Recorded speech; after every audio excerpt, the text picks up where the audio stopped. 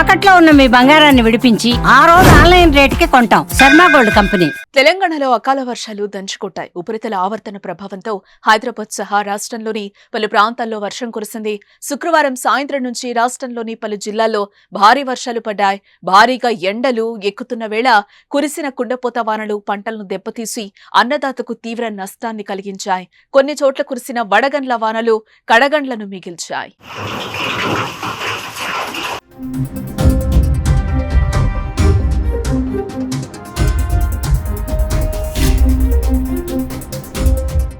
నిజామాబాద్, మెదక్, సిద్దిపేట, మంచిర్యాల, కుమ్రంభీం, ఆసిఫాబాద్ జిల్లాలో పలు చోట్ల ఓ మోస్తరు వర్షం కురిసింది. నిర్మల్ జిల్లా ముధోల్లో అత్యధికంగా 2 సెంటీమీటర్ల వర్షం కురిసింది. ఆదిలాబాద్, కరీంనగర్ జిల్లాల్లోనూ చాలా చోట్ల వర్షం దంచుకొట్టింది. నిజామాబాద్ జిల్లాలోని దర్పల్లి, ఇందల్వాయి మండలాల్లో వర్షం కురవగా దర్పల్లిలోని వాడి గ్రామంలో వడగండ్ల వానకు వరిధాన్యం నేలరాలింది. నిజామాబాద్ మార్కెట్లో పసుపు గొమ్ములు తడిసిపోయాయి.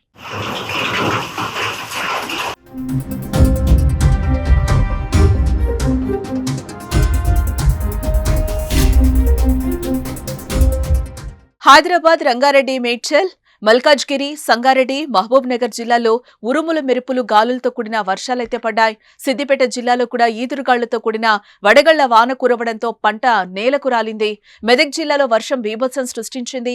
కొల్చారం మండలం పోతంశెట్టిపల్లిలో సుడిగాలికి రోడ్డు పక్కన చెట్లు కూలిపోగా రేకుల షెడ్లు పునాదులతో సహా తొలగిపోయాయి. కరెంటు పోలు విరిగి ఓ వ్యక్తి 2 కాళ్లు విరిగిపోయాయి. ఏడుపాయలకు వెళ్లే దారిలో రేకుల షెడ్డు అమాంతం పైకెగిరి ఆగి ఉన్న కారుపై పడగా అదృష్టవశాత్తు అందులోని 2 వ్యక్తులు తప్పించుకున్నారు.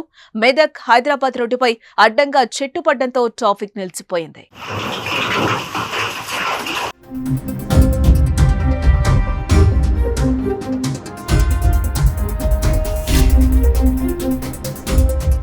ఇలా రాష్ట్ర వ్యాప్తంగా కురిసిన వర్షాలతో పంట నష్టపోయిన రైతులు తీవ్ర ఆవేదన వ్యక్తం చేస్తున్నారు.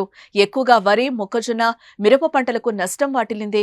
మామిడి కూడా నేలకు రాలడంతో లబోదిబోమంటున్నారు. పసుపు రైతులు నష్టపోయారు. మరో 2 రోజుల పాటు కూడా తెలంగాణలోని పలు జిల్లాల్లో తేలికపాటి నుంచి మోస్తరు వర్షాలు కురుస్తాయని రైతులు, ప్రజలు అప్రమత్తంగా ఉండాలని వాతావరణ శాఖ అలర్ట్ జారీ చేస్తోంది.